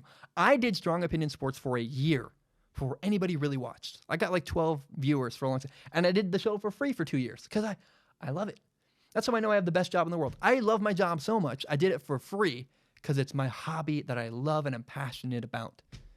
That's how I know I have the greatest job in the world, is I love it so much I did it for free. Now I get paid to do it. That's incredible. It's amazing. But if you got to make sure, is it really what you want to do? Because if you really want to do it, it won't matter that no one's watching. It won't matter that you're bad at it. It won't matter that people make fun of you. It won't matter this. All the outside bullcrap noise will not matter because it's truly what you love to do. So if you really want to do a YouTube channel, Randy, do it and follow through. Don't just say you're going to do it. Don't just buy the equipment and let it sit on a shelf. And don't just make a couple episodes and give up. If you really want to do it, commit to it and do it for like 3 years before you give up. Because I'm so many times that people come up to saying, I'm going to start it. And they do 2 episodes and give up because it's hard and no one watched. Yeah, it's hard. And no one watched for a year and a half of me making content. Like, finally got like 1,000. That was cool. I'm at 100,000 now. That's awesome. I really have people watching now. That's cool. But the first year was no one watched. And I didn't do it because people watched. I do it because I loved it. And I believed in it. So I hope, Randy, I hope that advice helps. Jacob says, the Lions have looked good. And he goes, gasp. So, the Lions look good. I'm performing for him. So, do you think this will last? And if so, what is the reason for the Lions' success? Very, very obvious to me is that the Lions have a new attitude. They're fighting this year, fighting harder than I've ever seen. When they're pushed and challenged, they punch back. And that's what a football team needs to do. I know it's silly and cliche to talk about, emotion, but football is so much about emotion. And it looks like to me the Lions have bought into their head coach, Matt Patricia. They believe in him. They fight hard for him. And they have hope. And when you're challenged, the question is, do you fight or do you keel over and give up? And the Lions have chosen to fight this year, which I haven't seen in years. It's a different culture than I've ever seen with the Lions. Times are changing. We have to accept times are changing from the Lions. They've elevated themselves. They bought into their head coach. And it's a team that wants to win and seems like they're willing to do the work to win. So the losing culture of the Detroit Lions is no more. They are changing things. And it's just a fact to me. It's not about the wins and losses, although the wins and losses are there. They do reflect this. They're 2-1-1. But the Lions are putting up a fight more than I've ever seen. And that dog will hunt. That works. And if they keep fighting, they're going to have success. I believe in the Lions, and I think they really are changing things. Okay, Alon wrote in. Alon is the last question. By the way, I don't know how to pronounce his name. I tried to ask him. He didn't reply. It's an unsolved mystery. Is it Alon? Elon? It's A-L-O-N. Alon? Alon? Alan? Alon? I don't know. Maybe he likes it that way. Maybe it's a made-up name. That would make sense. But I do know this guy has been a long, long time supporter of Strong Opinion Sports. And it means a lot to me. It's very, very special to me, and I'm very grateful for that. He writes in and says, Zach, the 49ers are the only undefeated team in the NFC. What do you project their record to be? Week by week with 10 seconds of explanation. That's what he wants, is an explanation of each game and why I think they'll win or lose. Also, congrats on finally reaching 100K subs. I'm assuming that when this comes out in a few days, you'll have 100K. He also says, so that's one part of the question. It's hard to tell with the 49ers. I think it all depends on their quarterback. And there's only, they've only played 3 games. which I think is a disservice to the 49ers because the 49ers had a bye week early in the year while they were playing well. They didn't need a bye week. They're fine. Having the early bye week, I think, is a giant disadvantage. So that's a struggle for the 49ers. And they've only played 3 games, and they've played teams that are not that impressive. They beat the Steelers, the Buccaneers, and Buccaneers when Jameis Winston was playing badly, and they beat the Bengals. So I love the roster for the 49ers, but I'm not sold at all that they're going to win and continue winning. I love their head coach, Kyle Shanahan. I love their general manager, John Lynch. I think that the 49ers have all the pieces they need, except for the quarterback. I don't know if the quarterback, Jimmy Garoppolo, is the guy or not. Maybe, possibly. I don't know. Time will tell. So I ask you, before I go through the entire season and repick who I think is going to win every 49ers game, give me 2 more weeks. I want to see 2 more games to really build a understanding of Jimmy Garoppolo. They play the Browns and the Rams next. 2 good football teams. 2 capable football teams. Give me 2 more weeks to see Jimmy Garoppolo against better teams, to get a better feel of the 49ers roster. And then I'll give you a more informed answer that you really want. Because you want an informed answer when I tell you, do I believe in the 49ers or not? Give me 2 weeks, Elon, and I will give you an in-depth topic. I'll do it on the show. It will not be an Ask Zach topic. It'll be a full-on topic, maybe a film analysis about Jimmy Garoppolo. It's coming. I will give it to you. Give me 2 more weeks, though, to get more information and learn more about this football team that I am very fascinated about. So, Elon, hold your horses. That video will come. Elon asked another question, though, I think is really interesting and important. Because no one's ever asked me this question before, but it is something I feel weird about. He says, what happened to the 49ers Giants bet last year? Also, did you make a bragging rights bet on the 49ers record? If I win, he says, do you want to make... no. Oh, no. So he says... I didn't read the whole question. So he says, what happened to the Giants 49ers bet last year? And then says, do you want to make a 49ers bet for this year? Said, if you win, he says, if I win. So if Elon wins, he wants me to bring back, oh my goodness, if I win, you get to be proud of yourself. And you can just say, so by the way, Elon, from this episode, I brought back, oh my goodness. Oh my goodness. I brought it back today because it felt wrong without that on the show. So we don't need to make a bet. It's there. He did. He says it's Alon. Oh my gosh. Oh my, dude, I'm learning. This probably sounds like the most mess of a podcast. The way this has ended, you're like, what in the hell is I can't believe I didn't read this whole question. Elon says it's not English. It's Alon. Quick on sound. If you have trouble, you can say alone. Alone. Alone. Alone. Oh my gosh. Alon. Alone. His name is Alone. Or Alon. But I think it's Alone. What? Oh my gosh. Oh my gosh. Ahlan? Ahlan? Is that how you say it? I don't know. But I'm going to figure out your name because it matters a lot to me. Okay, wow. What the heck is going on? Giant tangent. Here's what happened last year. I made a bet with a Giants fan and said if the Giants have a better record than the 49ers, I would buy that Giants fan. His name was James, a Saquon Barkley jersey. I did it all in good fun. I thought it'd be a cool segment because I was like, man, if I can't really lose here. If I have to buy the guy a jersey, that's awesome because it's a cool segment. That'd be fun. And I think I'll win. I think it was a bet worth a very easy bet. I thought the 49ers were way better than the Giants. And the Giants actually ended up with a better record than the 49ers.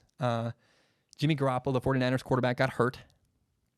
And I think James felt weird in victory. Like he didn't really earn it. Like Jimmy Garoppolo got hurt. The Giants had a terrible record anyway. They were 5-11. So it's not like the Giants were way better than the 49ers. And so I think he felt like he won by default. And I did reach out to him. I tried to give him a jersey. And he never got back to me. So I've reached out a couple times. James, if you're out there listening, I think James Chanel is his name. I think it's his name. I think it's who it is. I want to buy you a jersey. I feel weird about it that I made this bet with you, and then you bailed on the bet. And he did say he never to buy me a jersey because of the Jimmy Garoppolo injury. He said that on a comment unprompted. But I think it'd be a cooler segment if I got to finish the story. Say, look, I bought you a jersey. I made this bet with you last year. And I don't want to bail on the bet. I think it's a good segment, actually. I'll spend $100 on a jersey and get it for you for a cool segment. That's fun to me. That sounds cool. So I feel kind of weird about the whole situation. I have tried to get him a jersey. James, if you're out there listening, contact me. Hit me up. I want to buy you a jersey. I don't know how to get in touch with you and really make it clear that, like, I don't know how to verify that you're who you are, but I think there's a DM service on YouTube. Send me your name. Send me, like, I want to get you if it's possible, I want to get you a jersey because I thought that segment was weird. It never got a follow-up. Okay, guys, that's all I have. That's probably about 10 minutes too long in the podcast. I really appreciate you guys. I'm so grateful for you guys watching and following. Let me look if we're at 100,000 yet, because we were like really close. I'm going to refresh it, and we are at 100,000 subscribers. My gosh. So I just found out live on the, I guess not live, but while I recorded, I just found out.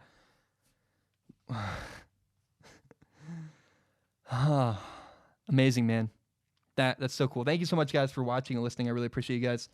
This one's drug on a little bit at the end. I'm sorry. I'm so very grateful for your support. Thank you so much. Have a great day. Ba-dum-bum. Bam. We are done. My name is Zach Schaumler. This is my podcast, Strong Opinion Sports. It is my favorite thing in the entire world. And you may not know, my dream when I graduate college eventually is to do this show as my full-time job. Now, I also want to be very upfront and honest about my plan and what's going on. I recently monetized my YouTube channel. What that means is that some of my videos make money through ad revenue. Now, it's fewer than you think. A lot of my videos get claimed. But in the past, I've received donations through the form of PayPal and Patreon.com. PayPal.me/Zach Schaumler. Patreon.com/Zach Schaumler. So because I'm making ad revenue, it felt weird to just get donations. I wanted to give something back to the people who support me on Patreon.